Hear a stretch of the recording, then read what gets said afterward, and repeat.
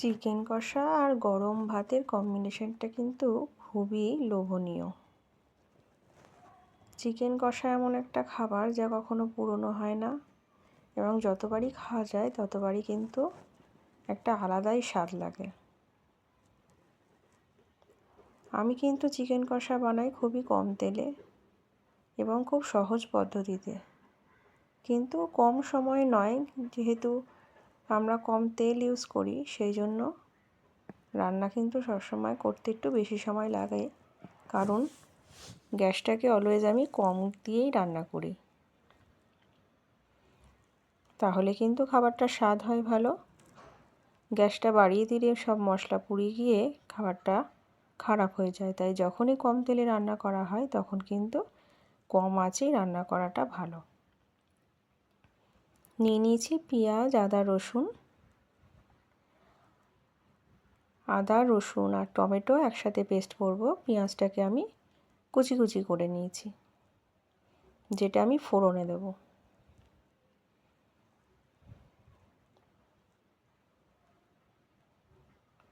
কুচি কুচি করে টমেটোগুলোকেও কেটে নিয়েছি।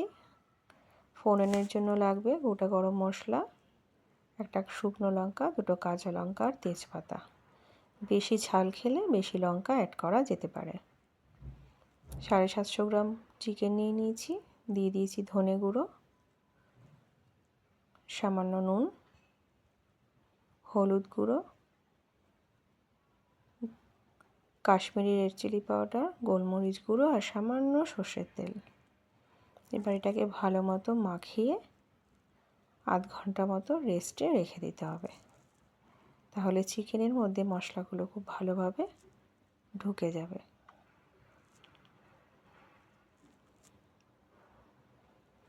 কড়াইয়ে সামান্য তেল নিয়ে নিয়েছি, একটা কাঁচা লঙ্কা, শুকনো লঙ্কা, গোটা গরম মশলা আর জিরে ফোড়ন দিয়ে কুচো করা পেঁয়াজগুলোকে ফোড়নে দিয়ে দেবো। পেঁয়াজগুলো খুব হালকা করে বাদামি কালার হয়ে গেলে তবেই আমরা চিকেনটাকে অ্যাড করব।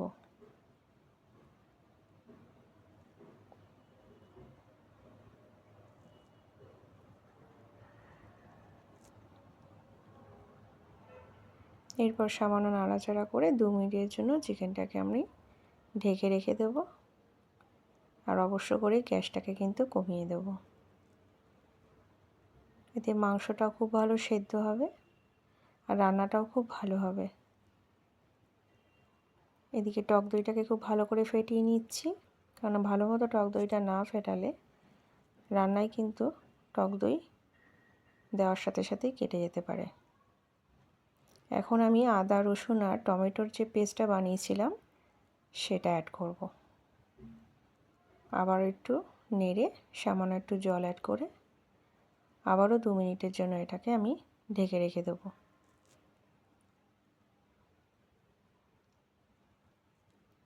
মশলা থেকে তেল ছাড়তে শুরু করেছে, এই সময় টক দইটা অ্যাড করে দেব।